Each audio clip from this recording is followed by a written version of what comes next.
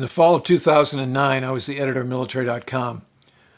My managing editor, Christian Lowe, and I received an invitation from Task Force Rakistan, part of the 101st Airborne Division, to embed with them the following spring. So we set about getting all the necessary approvals, paperwork, visas, and for some reason we had to go to the Brazilian embassy to get our visa to travel to Afghanistan. And we were also able to do some of the sort of training that's normally provided to private defense contractors at a place called ITI in West Point, Virginia.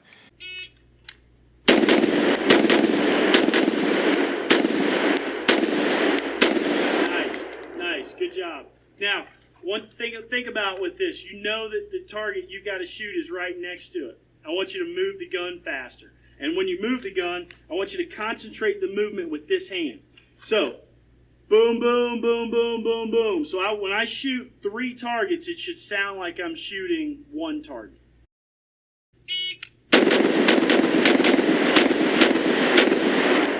Wow. That's pretty fucking good, man. 3.5. So we weren't going to be carrying weapons as embedded journalists, but that was great training all the same, and thanks to our instructor, Brandon, for that. So the day came in early May. We jumped on a United Airlines airplane at Dulles, traveled to Frankfurt, had an 8-hour layover, then flew this sort of homemade-looking airline called Safi Airways from Frankfurt to Kabul. Arrived and were met with general chaos. People were grabbing our bags and taking them a short distance and then asking us for $20. And about $80 in, we figured, okay, we're getting shaken down here. So we stopped that and carried our own bags to the cab, went from the civilian side of Kabul airport, which is the western side of the airport, around to the eastern side of the airport, which is the military side. And the cabbie lets us out at the main gate. It's being guarded by some German soldiers that were manning a machine gun and looking pretty menacing. So we called our PAO, point of contact, at the headquarters there, and she came and got us. She was a Navy lieutenant. Did all the necessary in-processing, including getting our credentials so we could travel all around the country. And then she put us on this little airplane to Bagram. So that was our first flight on Presidential Airways, and we would have several during our embed. Got to Bagram. Bagram at that time was a pretty gigantic base. It's probably what Da Nang looked like back in its heyday in the Vietnam War at the end of the 60s. We asked how to get to the PAO shack, took a base shuttle to get there. The main drag on Bagram had a traffic jam, and the driver announced that this happened every afternoon, so a very American thing. Got to that PAO hooch. It was being run by reservists from the Georgia National Guard. They looked at our papers, made sure we had all the right documentation, and gave us our schedule to get from Bagram to our first stop closer to the war was FOB Salerno. FOB stands for Forward Operating Base. So we had our first DFAC meal. It's the dining facility. It's run by DynCorp. Again, contract run, sort of a theme that kept emerging in Afghanistan at this time. Caught some ragtime, got up the next day, jumped on again Presidential Airways, and pushed out to the eastern part of Afghanistan, almost to the border with Pakistan, and landed at FOB Salerno. So we knew we were getting closer to the war at that time because the runway at Salerno was gravel. Met by another PAO, he gets us set up in our hooch, and we had a situation brief from the brigade commander, Colonel Lowe. He laid out the situation in Paktika province, listed what the threats were, and it was more than just the Taliban or Al-Qaeda. After the brief, we attended an award ceremony where General Rodriguez pinned medals on members of Angel Company of Task Force Rakistan. We didn't know it at the time, but we'd get to know these guys pretty well in the days to come. The array of medals on this tray is impressive. Any given award ceremony in Afghanistan during 2010, you'd see Bronze Stars and Purple Hearts, something that would be very rare these days. So the next day, we jumped into 2 Black Hawk helicopters, headed for another FOB. This was FOB Sharana. We literally jumped into this helo. We did not strap in. I had the window seat, and there are no windows. So you can see I got blasted as we flew across the mountains. It was cold and windy, Christian took this picture. He thought it was hilarious. I was not having a whole lot of fun. So that was about a 20-minute flight. We got to FOB Salerno and met the battalion commander, Lieutenant Colonel Dave Fivecoat, a West Pointer, very sharp guy, and he started to go over our itinerary for the next few days. We were going to push from FOB Salerno to a combat outpost at Yosef Khel. We're getting closer and closer to the kinetic part of the war. So you can see you start with a base like Bagram. Next is the FOBs like Salerno and Salerno, and then you go to combat outposts like Yosef Khel. Colonel Fivecoat explained that we're going to be in a convoy of about 6 MRAPs and about 24 basically Ford Ranger pickups that were being used by the Afghan National Army. So there's a nice contrast for you there. Americans in MRAPs, Afghan National Army in the back of pickups with a machine gun and very little protection. We were going to be carrying the governor of the province to a shura, a gathering of tribal elders in another village that also had a combat outpost called Yosef Khel.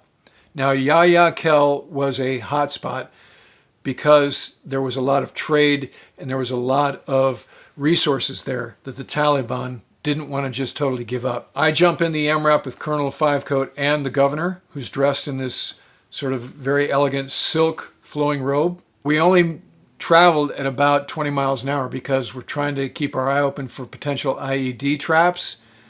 So it took a while to make it between Salerno and Yosef Khel. Got there, met Captain Josh Powers, who was the company commander, a VMI guy, and he explained what he was going to be doing with the tribal elders. I met his interpreter, a guy named Chewy. All the interpreters had call signs. This one's name was Chewy, sharp guy. All of them were very sharp. And we went into this meeting. So through the interpreter, Josh was explaining what they were trying to accomplish, and basically the tribal elders were just complaining that they weren't getting anything that they needed. So Josh did a fantastic job with the tribal elders in terms of addressing their concerns and bringing the temperature of the meeting down. This is State Department work. It just struck me that here is an Army captain, probably in his late 20s, who is shouldering a responsibility that is really that of a senior State Department employee. And he was doing a great job. The interpreter was also doing a fantastic job, and it became very obvious right away that we weren't going to be able to do the mission there without these interpreters. So after that meeting, we walked through a courtyard there at Yosef Khel and into a large gathering of tribal elders. And they were all seated on the floor, and the governor of the province began to address them. The interpreter was sort of giving us the high points as the governor spoke, very in hushed tones. And when the governor opened up the floor for discussion, it was kind of tense. And the tribal elders were also complaining that they weren't getting anything and that the Taliban were basically in control of everything there because of the fact that the Americans couldn't provide the kind of security they needed, and that when they did, it was only for a brief amount of time. As this meeting was going on, all of a sudden there were explosions outside nearby. And to my surprise, nobody really freaked out or scurried around, just quietly sort of gathered their things, and suddenly on the rooftop, you heard gunfire.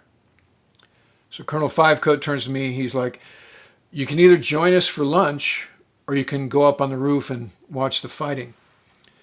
So I thought in my role as an embedded journalist, I should go up on the roof and watch the fighting. So Christian felt the same way. We went up a ladder up onto the roof, and you can see, took a picture of this one soldier with a sniper rifle. The guy next to him is actually an Air Force TAC-P, Special Operations Air Force kind of guy, who we got to know pretty well, very sharp guy. In fact, he had his own dedicated MRAP that was full of communications gear. So there was some gunfire, and then it kind of went away.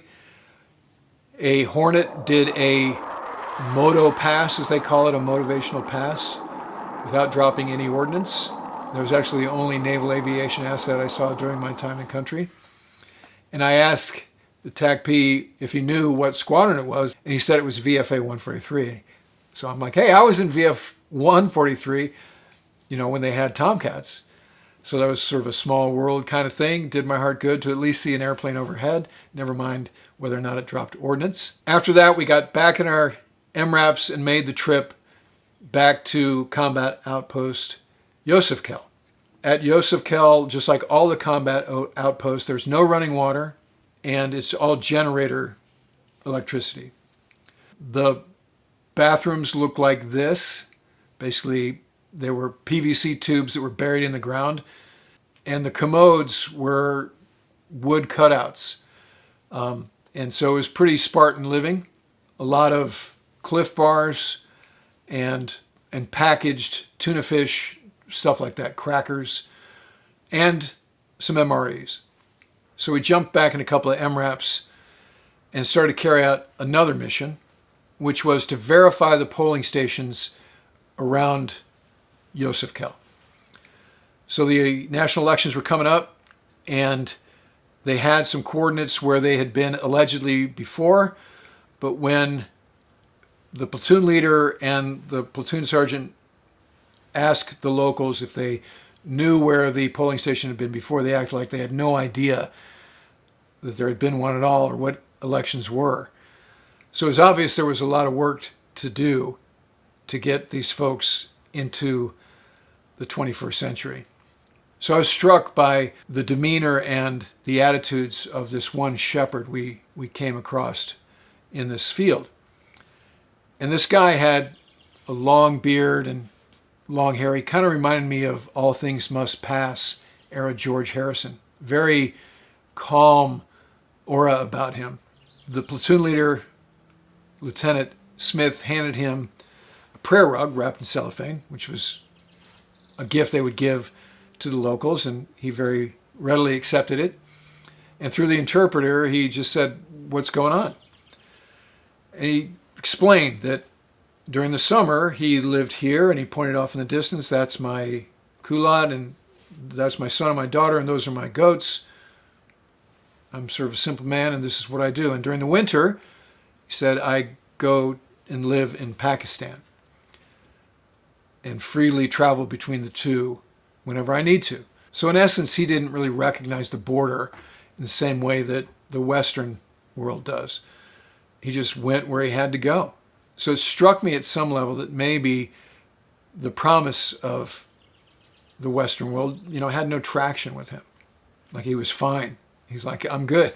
Thanks for your interest and thanks for the prayer rug." So we wandered around some more off, dismounted patrols and, keeping eyes open for anything that might be amiss. Ambushes are always lurking. In fact, one bit of advice I got before I embedded was, nothing is as it seems. So I always had that in the back of my mind. And then we went back to the combat outpost after having, to my eye, what looked like no success in determining where the polling stations had been or should be this go-round. And we're just cooling our heels, and somebody made tuna fish on Ritz crackers. It was delicious. It was really a nice treat. And all of a sudden we get word that there's a car at the front gate of the outpost, and there's a kid in the back who stepped on a landmine. So everybody, like first responders, turns to, puts on surgical gloves. Turns out that everybody in the platoon was combat medic qualified, even if they weren't the official medic. And we go down there, Christian and I are following along to capture what's happening.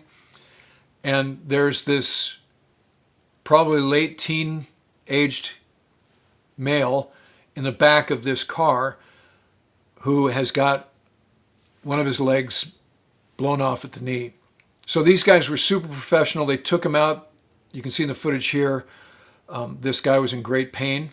And so they attended to him, patched him up, and they were debating whether they could do a medevac via helo, and it turns out they didn't have the assets to do that, so they put him in the back of an MRAP and drove him to Sharana. It's just a lesson in when the locals needed help, when somebody's life was on the line, they came to the Americans. There were hearts and minds won with respect to that. And in the 10 years since I've been there, I think about that guy and I wonder if he made it, because we never got any follow-up as to whether he made it, and if he's still alive today. Just another day in Afghanistan in 2010. If you're there for any amount of time, you're going to see some things like that. The platoon sergeant, this cool guy named Phil, came up to Christian and I, and he's like, do you guys want the story, or do you want the real story? So we said, oh, we want the real story. It's like, okay. So tonight we're going on a sniper mission. You guys can come along. So nightfall comes. Phil gives me a monocle night vision device, which they all wore. Make sure the batteries are fresh. So we walk out of the combat outpost and proceed to climb up this steep hill. And Phil had said, I'm going to smoke you guys. We're like, well, we're in pretty good shape. He's like, okay, we'll see. So I was winded. The other thing that happened while we were ascending this ridgeline is my night vision device died. So suddenly it's pitch black, and I scurried up and tapped Phil, making little to no noise, and said, hey, Phil, my nod just died. And so he very calmly took a knee, removed it, changed the battery, put it back on, and I was good to go again. So thank God for the competence of Staff Sergeant Phil. So we got to the top of this ridgeline. Sniper mission. They had briefed that if any motorcycles come down this road, they are bad guys and we're going to take them out. So I was like, wow, okay. Now every other guy had a flasher, an IR flasher on his helmet, so that airplanes flying over would recognize that these were friendlies. And wearing a nod, you could see those flashers. So here I am. It's a beautiful night in Afghanistan on the top of a ridgeline with Task Force Rakistan of the 101st Airborne. It just struck me where I was. It was just one of those moments, like an out-of-body experience. And I really felt this sort of sense of wonder and respect for the troops that I was with, because this was just another day in their lives. So the other thing that was happening, besides waiting for a motorcycle to drive down the road that was beneath us, several thousand feet, was there was a single house at the base of this ridgeline. And we're just quietly sitting there waiting for a motorcycle, and suddenly you hear a door slam. So everybody looks down towards the sound of that door slamming, and then you can see through the night vision device there are these pencil beams, because on everybody's rifles they had a sort of laser pointer. And as this guy walks from his house to what I imagine was an outhouse, because again, no running water, he's being tracked by literally a dozen of these beams, these laser beams. He closes the door, does his business, door slams again, and these targeting lasers are following him back into his house. It was just amazing. And I knew this guy had no idea that the 101st Airborne had him in their sights. So no shots fired, no motorcycles came down the road. We walked back down this mountain, and the trip down was easier than the trip up. And now we took a different route.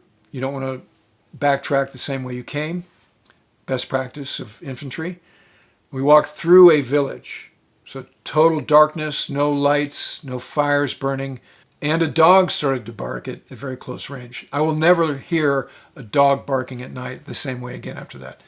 So the next day we got up and attended the brief for another mission. So now we're going to a village called Mest. Driving in MRAPs to get to Mest, and then once we get to Mest, we're going to do a dismounted patrol through the streets of Mest. Again, talking to the tribal elders about polling stations and the election and anything else that is on their minds. Presence, you got to be there. Hearts and minds aren't won by hanging out in the combat outpost. You got to get out there and be among the people. So we get to Mest, And there is a small outpost there. It's like a single little hill. And Josh explains to us that they had a soldier walk away from his post 9 months before.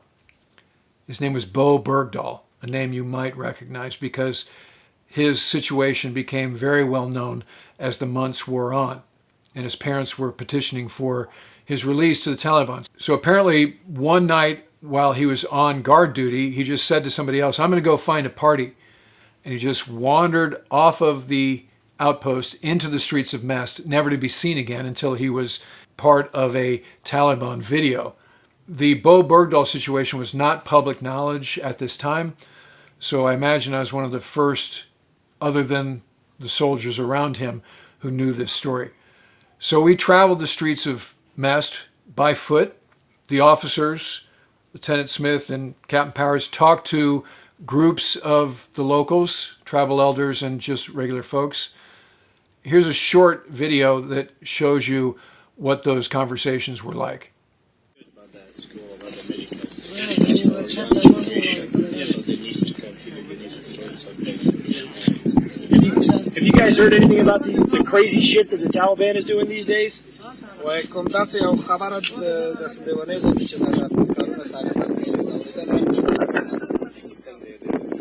You did? What do you hear? Okay, let me give you a couple examples. Just yesterday in Yosef Khel village, a young boy about this guy's age right here was walking and stepped on an anti-personnel mine that the Taliban placed, and it blew his leg off. Clean blew his leg off, and he would have died had the police and the coalition forces not been able to get him, treat him, and then move him up to the Sharana hospital.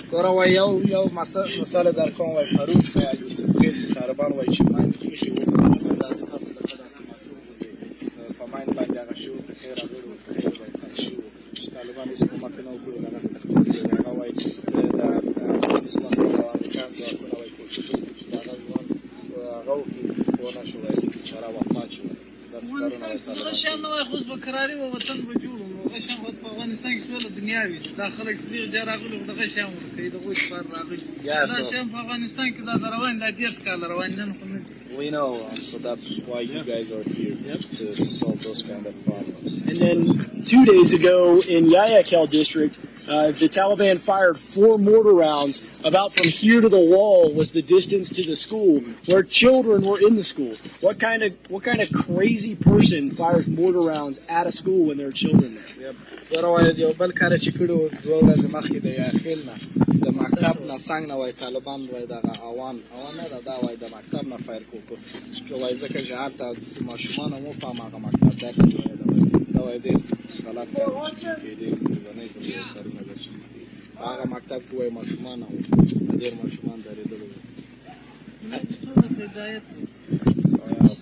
We just pray for them to become good.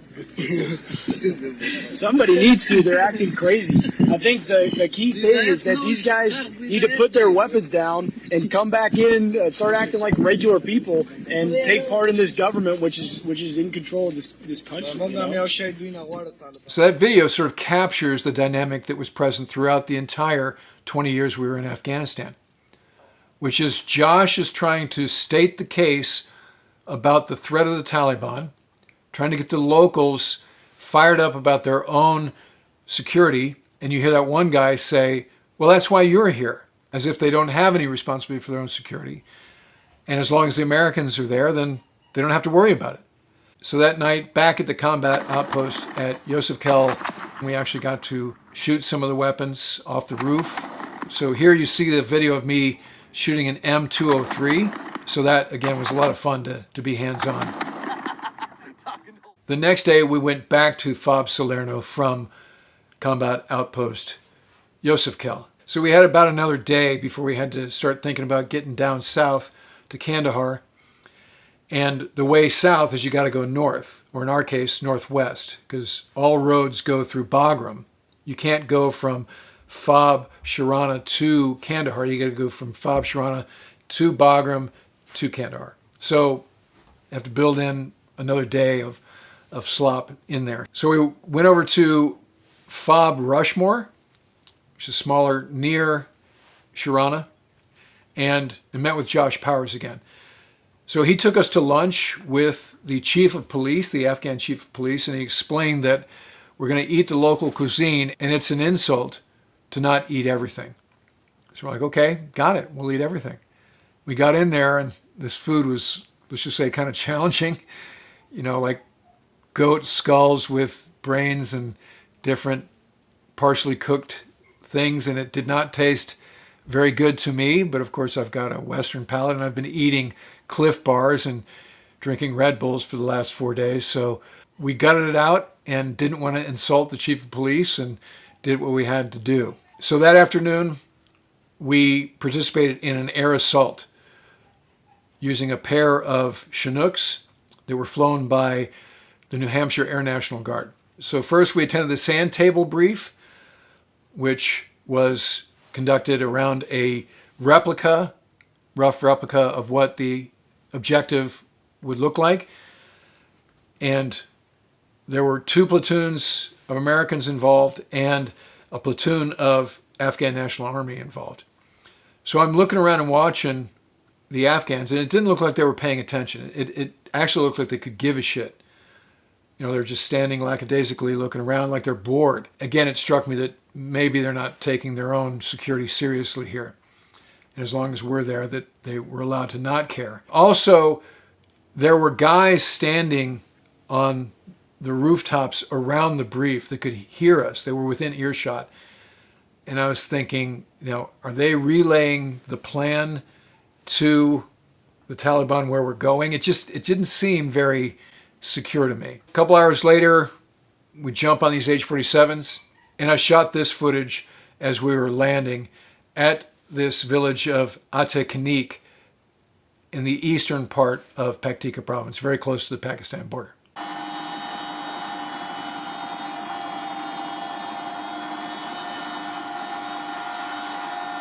So you can see the gunner here is not manning the gun. He's got an M4 next to the ramp. And I followed Josh Powers out of the ramp, right behind him. And I'm holding a camera only. I do not have a weapon. You see, he matter-of-factly walks out and makes his way and then sits down, and because I'm following him so closely, I bump into him. You can see I bump into him. And then the camera pans and shows that the 2 helicopters fly away.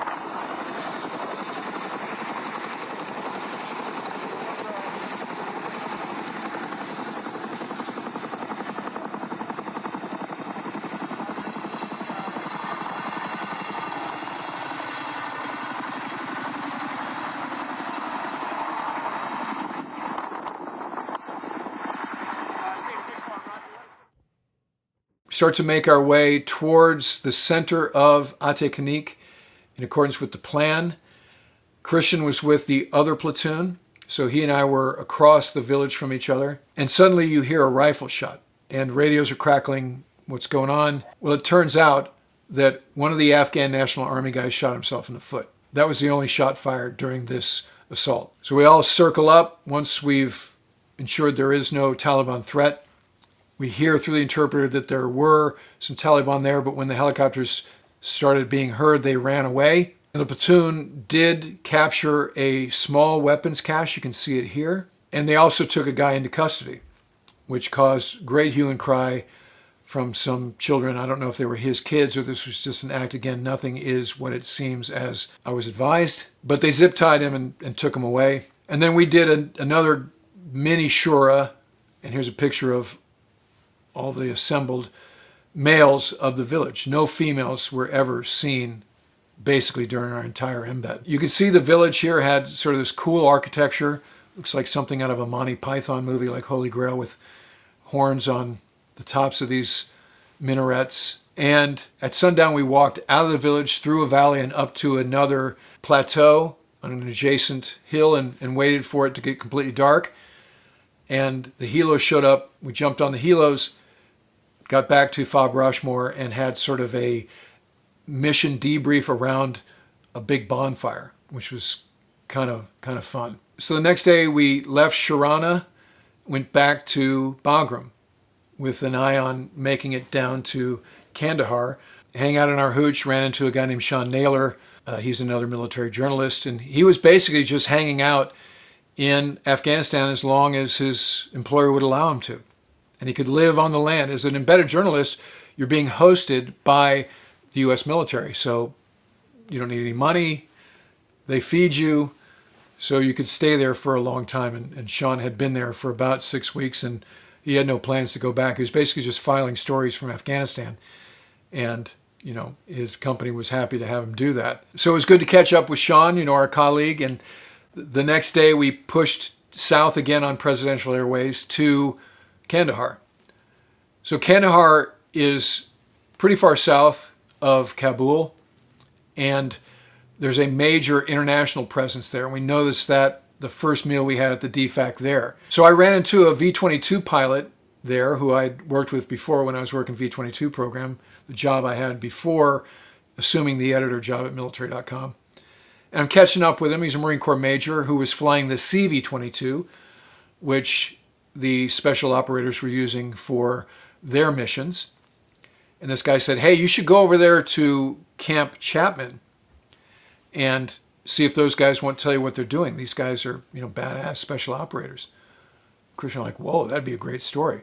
So we're like, where is it? He goes, well, you go through here and go this place, and it's not marked very well. But, just go over there, tell them who you are, and even tell them I told you that they should come over here, and maybe that'll work. So it kind of felt like that first time that Dorothy knocks on the front door of The Wizard of Oz, and, it's like, what do you want? So we're like, hey, we're from military.com, and, writing stories and stuff, and talking to my man, the V-22 pilot, and he said I should come here and see if you guys couldn't tell us what you're doing. And this guy literally just shut it. Not unlike The Wizard of Oz. And so me being an idiot, bang on it again. Like, maybe you didn't hear us. And so a different guy slides it open. I said, hey, I get it, and we're not looking for you guys to do anything classified, but we're just looking to do a profile about the nature of what you're doing in an unclass way, including using the CV-22s. And this guy closes the thing and then opens the door and lets us come like 2 steps in. He goes, okay, stop. He goes, not trying to be a jerk, but you guys can't be here. You really shouldn't even know that we're here. And we got nothing to say to you. So thanks for stopping by. Good luck with everything else you do while you're here. Bye. And that was it. So I have no idea who I was talking to. I don't know if this was like Delta or DevGru. I don't know. And Christian and I were kind of trying to figure it out, but we just moved on. And then we went back to the terminal. And while we're waiting for our flight to Bastion, we noticed there was a memorial service going on. And it turns out it was for a Canadian colonel named Jeff Parker. He was one of the casualties in a vehicle-borne IED attack in Kabul. So he was the most senior Canadian killed. He's 06 at that time. So his body was being transferred to its final journey home at the airfield at Kandahar. Very solemn ceremony as his body was put on a Canadian transport. It was an example of the international commitment to the war in Afghanistan. Eventually we made it to Bastion, very south, Helmand province, and checked in with the V-22 squadron there. Bastion in the month of May is kind of like Mars. It's windy. The sky is this weird color of orange-yellow. You're kind of chewing sand all the time. A very foreboding environment. It's very flat, unlike Paktika province that is sort of verdant, actually kind of pretty. This part of the country was not at all inviting. So Bastion is adjacent to Camp Leatherneck, which was the Marine Corps base down there. This was during the Helmand campaign, where the Marines sustained pretty heavy losses from the Taliban down there. They were trying to take back this province. It had been a busy year, a rough year for the Marines down there. We briefed for our V-22 flight in these tents. The wind was blowing the walls of the tents, and the dry erase boards were slapping against the walls. It was kind of nerve-wracking. And to imagine doing this for months on end was depressing to me. But the Marines were getting it done. And we manned up 2 different V-22s. Christian was in one and I was in the other. And we flew all around Helmand province. As a guy who had socialized the promise of the V-22 in my previous job when I was working at the Naval Air Assistance Command, I was very proud to watch us climb right up to 10,000 feet and fly around it 250 knots or better. Cool spiral tactical approach to every place we landed as a way to minimize being in threat envelopes. Wherever we landed, folks got aboard, folks got out. Here's a picture of this one guy who brought a military working dog with him. It did my heart good to see the V-22 in action. So the next day, we're starting to get towards the end of our embed, and we got to get back to Kabul to interview General McChrystal. So we're at the terminal, the American terminal, and there are no flights. And they're kind of this promise of maybe in a couple hours, so we're just sitting there cooling our heels, and it's just not looking good.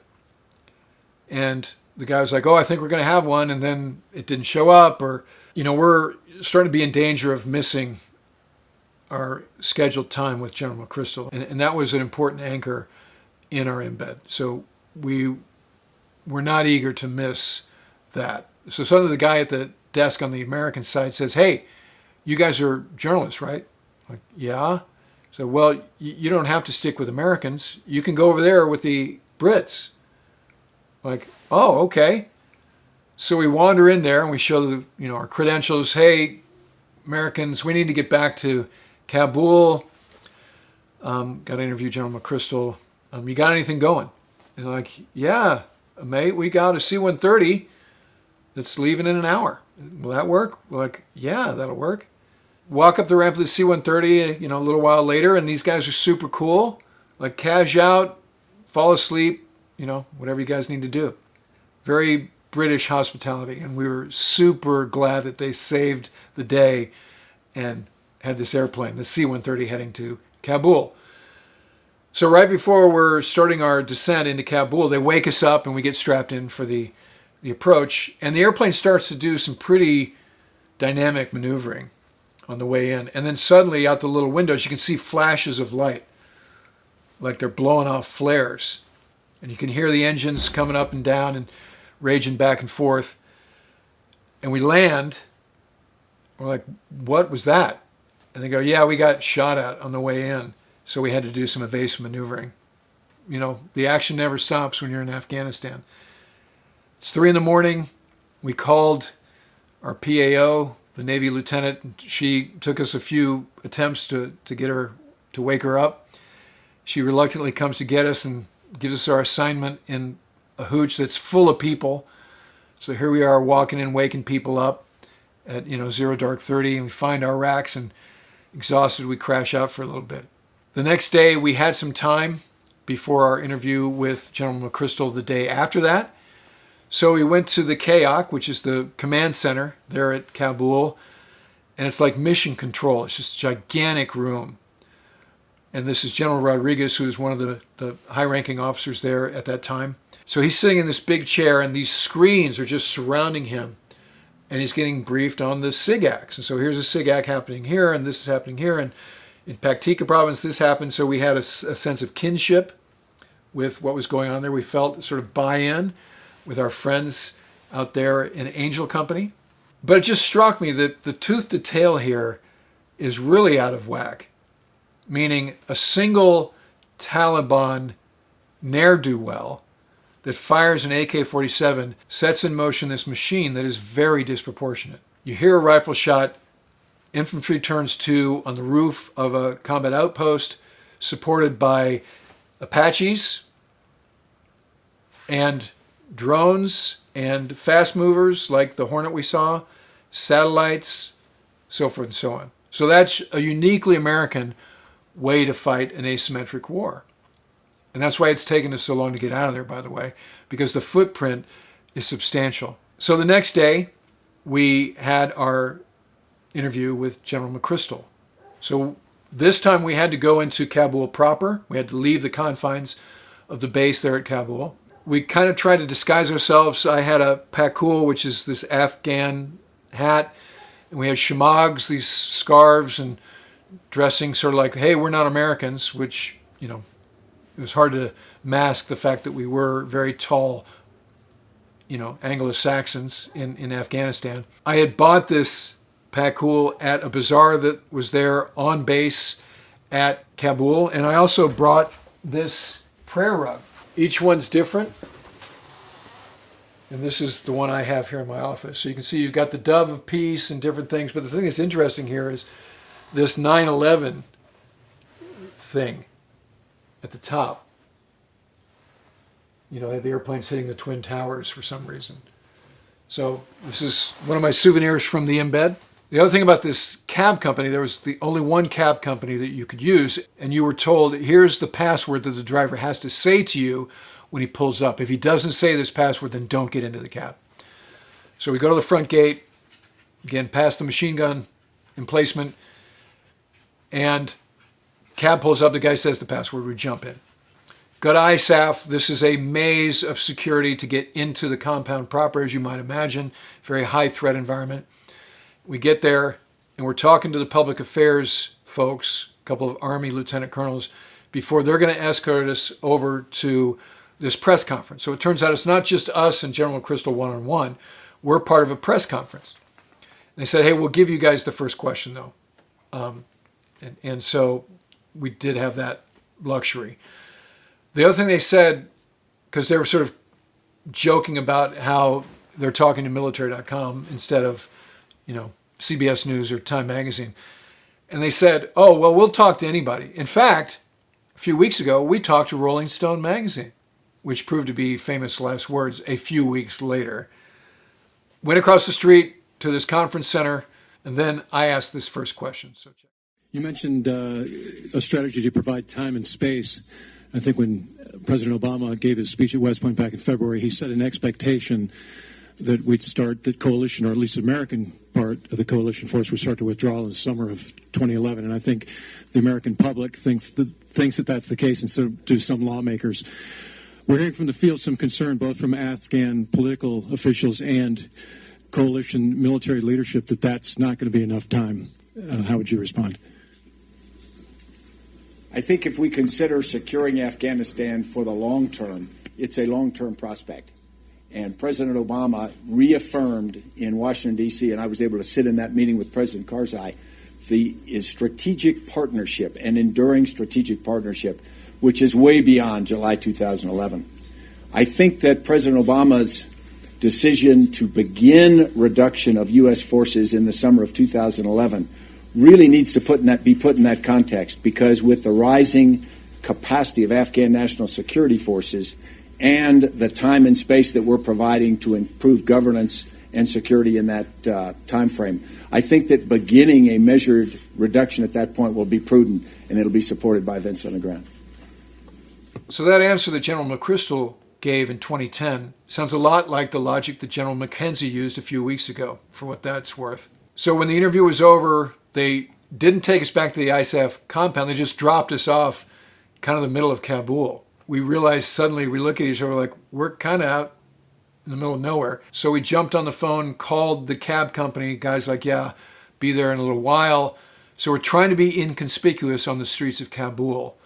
I will tell you, that's the most vulnerable I felt the whole time I was in country, even under fire or the other stuff we saw. So eventually we made our way back to the military side of Kabul. Christian took this picture of me at the gate at Kabul, the last picture that we took in Afghanistan. And the next day we flew out, back through Frankfurt and then back home. So I stayed in touch with a lot of the guys from Task Force Raksan via social media, including Colonel Fivecoat. They've been back in country a number of times since we were there.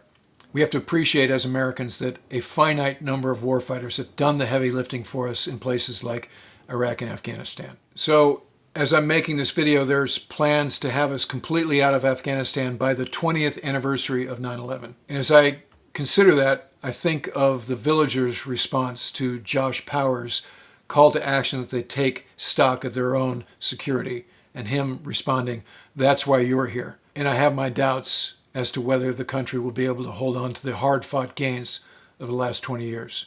All right, that'll do it for this episode. If you're a first-time viewer, please ring the bell. Give me the likes. Comment. I love the comments. I try to engage as much as I can.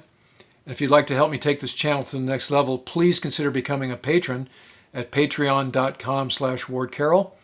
Don't forget Punk's War is on sale at usni.org/press/books/punks-war. The other 2 books in the trilogy are being reissued soon. Stay tuned and I will keep you posted. Thanks for your support of the channel, and I look forward to talking to you again soon.